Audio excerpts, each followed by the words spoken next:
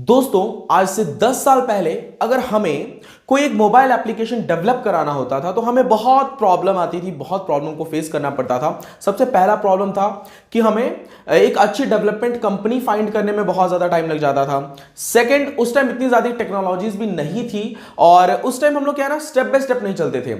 अगर हमारे दिमाग में आइडिया आया तो हम लोग क्या करते थे, पहले डेवलपमेंट कंपनी फाइंड करते थे, उनको अपना आइडिया शेयर करते थे और इतना ज्यादा यूआई यूएक्स पे ध्यान नहीं दिया जाता था। हमारा आइडिया जैसा है हम बस उन्हें एक इमेजिनेशन के हिसाब से बताते थे कि मेनूज कहाँ होने चाहिए, इसमें क्या क्या फंक्शनैलिटी होनी चाहिए और डेवलपमेंट कंपनी हमारा ऐप रेडी करके हमें दे देती थी।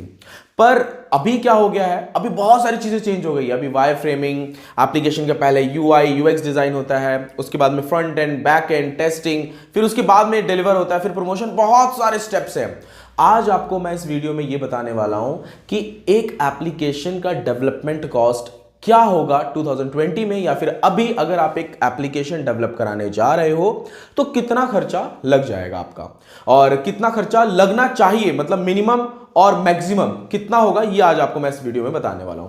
दोस्तों 10 साल पहले तो मैंने आपको बता दिया कितनी प्रॉब्लम आती थी, लेकिन आज से 5 साल पहले, ठीक है, मतलब ज्यादा जो ट्रेंड चला मार्केट में, 5 साल 4 साल या 3 साल कह लीजिए, टेम्पलेट बेस्ड एप्लीकेशन आ गए। एग्जांपल बताता हूं आपको, समझ के चलिए। अगर आज से 10 साल पहले आपको एक वीडियो स्टेटस एप्लीकेशन बनवाना होता या फिर एक ई कॉमर्स एप्लीकेशन अगर आपको आपके अंदर आइडिया है और आप बनवाने जा रहे हो, उस टाइम आपको लगभग, बहुत मिनिमम अगर आपको भी खर्चा लगेगा वहां पे, तो लगभग 1.5 से 2 लाख का आपका खर्चा लग जाता उस टाइम, ठीक है।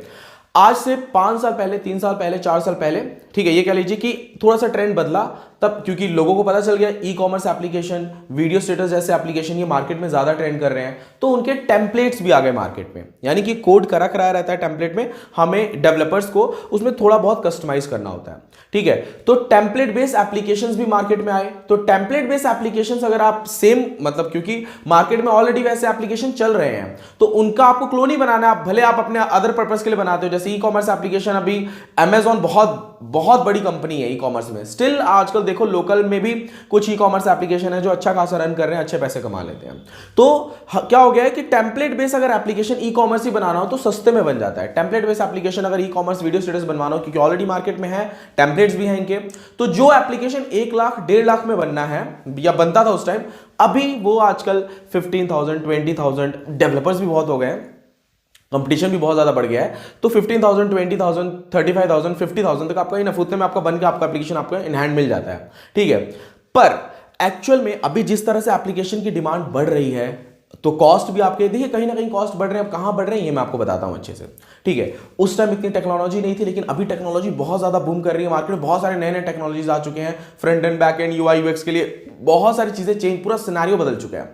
तो कैसे आखिर आपको कैलकुलेट करना है अपने एप्लीकेशन का कॉस्ट, आपको बताता हूं मैं, ठीक है। सबसे पहले तो आपके दिमाग में जब आइडिया आया, वो रिक्वायरमेंट आपने जब रेडी की, जब आपको लगा कि यस ये एप्लीकेशन मार्केट में नहीं है, या आपको ऐसा लग रहा है कि ये एप्लीकेशन मार्केट में बहुत सारे हैं पर मैं भी इस एप्लीकेशन में अगर कुछ और नए फीचर्स ऐड कर दूं तो मैं इसे अच्छा खासा मार्केट में रन कर सकता हूं। यानी देखो दो चीजें, समझिए बात को।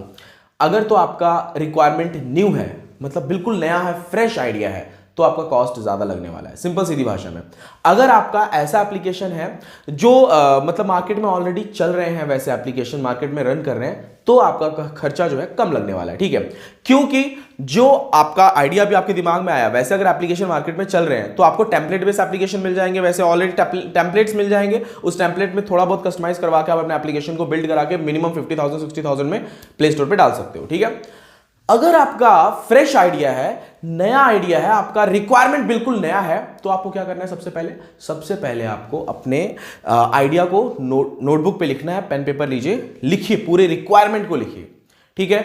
उसके बाद में अगर आप टेक्निकल हो तो आपको यह पता चल जाएगा कि ये कितने दिन में बनने वाला है। अगर आप नॉन टेक्निकल हो, आपको पता नहीं कि इसमें क्या, कौन सी टेक्नोलॉजी यूज होने वाली है, कितना समय लगने वाला है, तो आप एक अच्छी डेवलपमेंट कंपनी से जाके, मतलब एक्चुअली एक ही नहीं 3-4 कंपनियों से आप मीटअप कीजिए, मीटिंग कीजिए, वहां पे आपको ये पता चल जाएगा कि एक्चुअली अलग अलग कंपनियां अलग अलग कॉस्ट बताती हैं, सभी सेम कॉस्ट नहीं बताती, लेकिन कॉस्ट में बहुत ज्यादा फर्क नहीं होता है, 10,000 15,000 20,000 इससे ज्यादा का फर्क नहीं होगा। कुछ स्टार्टअप कंपनीज होंगी तो वो आपको कम कॉस्ट में भी प्रोवाइड कर देंगी एप्लीकेशन, ठीक है। कम मतलब बहुत ज्यादा कम नहीं होगा, बट कुछ लगभग कम कॉस्ट में आपको प्रोवाइड हो जाएगा। तो आपने नया रिक्वायरमेंट पेन पेपर पे लिख लिया, ठीक है, मीटिंग आपने कर ली, आपको ये पता चल गया कि कितने कॉस्ट में बन जाएगा आपका एप्लीकेशन। मीटिंग्स करोगे या कॉल पे बात करोगे, आप हमें भी कॉल कर सकते हो, नीचे डिस्क्रिप्शन बॉक्स में मेरा नंबर दिया हुआ है। कॉस्ट पता करने के बाद आपको नेक्स्ट क्या स्टेप लेना आपको बताता हूं। नेक्स्ट आपको डायरेक्टली एप्लीकेशन डेवलपमेंट कराने के लिए नहीं देना है, ठीक है। पहले आपको यह पता करना है कि इस एप्लीकेशन का जो डेवलपमेंट कॉस्ट है, आप जब मीटिंग करोगे तो पता चल ही जाएगा क्या डेवलपमेंट कॉस्ट है, मार्केट में क्या अभी रेट चल रहा है ऐसे एप्लीकेशन का, जो आपकी रिक्वायरमेंट है वैसा एप्लीकेशन बनवाने में कितना खर्चा लग रहा है, ये तो मीटिंग में आपको पता चल जाएगा, ठीक है। तो आपको क्या करना है, जब कॉस्ट आपको पता चल गया तो सबसे पहले आपको यह देखना है कि उसमें कितने डेवलपर्स वर्क कर रहे हैं, ठीक है, कितना टाइम लग रहा है टोटल, उसके स्टेप्स क्या हैं, कितने कब कब आपका प्रोजेक्ट आपके हाथ में मिलने वाला है टेस्टिंग के लिए, या फिर कितने दिन में आपका यूआई कंप्लीट होगा, कितने दिन में आपका फ्रंट एंड कंप्लीट होगा, कितने दिन में आपका बैक एंड कंप्लीट हो रहा है। ये सारी चीजें पहले आपको डेवलपर से समझ लेना है, ये स्टेप आपको नेक्स्ट लेना है, ठीक है।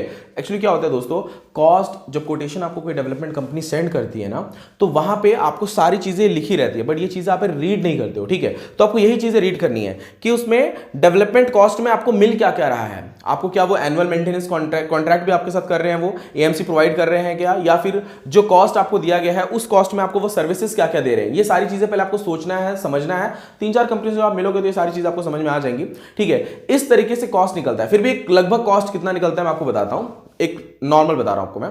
देखो दोस्तों क्या होता है, कोई भी डेवलपर, जैसे मैं भी आपको बता दूंगा जो कॉस्ट, इस कॉस्ट के भरोसे मत रहना, क्योंकि देखो क्या होता है, आपकी जो रिक्वायरमेंट है वो मैं नहीं जानता हूं, मैं वीडियो में बस बता रहा हूं, ठीक है। आपकी रिक्वायरमेंट के हिसाब से ही आपको कोई भी डेवलपमेंट कंपनी कॉस्ट बताएगी। रिक्वायरमेंट, कौन सी टेक्नोलॉजी आपका यूज होने वाला है आपके एप्लीकेशन के अंदर, अगर आप iOS और एंड्रॉइड दोनों के लिए बना रहे हो, यानी हाइब्रिड एप्लीकेशन आप बनवा रहे हो, वहां पे क्या कॉस्ट लगने वाला है। देखो सबसे पहले आपका टेक्नोलॉजी रिक्वायरमेंट आता है, सेकंड आपका टेक्नोलॉजी, कौन सी टेक्नोलॉजी यूज हो रही है, ठीक है।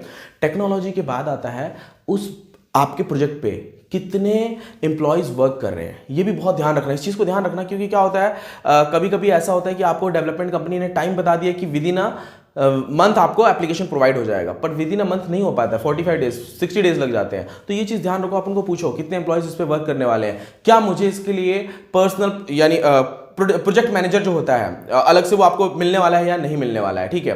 एक डेडिकेटेड प्रोजेक्ट मैनेजर आपको मिलने वाला है या नहीं मिलने वाला, उससे आपको ये पता चलेगा। अगर डेडिकेटेड प्रोजेक्ट मैनेजर मिल रहा है यानी कि आपके प्रोजेक्ट को ये लोग हाई प्रायोरिटी पे वर्क करवा रहे हैं जो कंपनीज हैं, ठीक है। इन सभी चीजों पे आपको बारीकी से ध्यान देना है। और कॉस्ट जो मैंने आपको ये 3 चीजें बताई, रिक्वायरमेंट, टेक्नोलॉजी, एम्प्लॉयज कितने वर्क कर रहे हैं, उसके बाद आपको कॉस्ट निकल के आएगा आपके सामने, तब आप एकदम वही राइट आपका कॉस्ट होगा। बट स्टिल आपका, अगर मान के चलिए आजकल तो वैसे भी एपीआईज वगैरह भी हो गई हैं, मतलब मिल जाती हैं, एसडीकेज वगैरह बहुत जल्दी गूगल्स पे अवेलेबल हैं। तो फिर भी अगर आपका नया रिक्वायरमेंट है, ज्यादा एपीआईज यूज नहीं हो रही, उसमें ज्यादा लाइव सर्वर का यूज नहीं हो रहा है, तो मिनिमम 1 to 1.5 लाख का खर्चा लग जाएगा आपका, ठीक है। आई होप दोस्तों आपको कुछ बेसिक चीजें आपको इस वीडियो में पता चल गया होगा, और आपको इस वीडियो में कुछ बेसिक चीजें पता चली हैं तो इस वीडियो को लाइक जरूर कीजिएगा। अगर आप मेरे चैनल पर नए हैं तो चैनल को सब्सक्राइब कर लीजिएगा। थैंक यू दोस्तों, मिलते हैं नेक्स्ट वीडियो।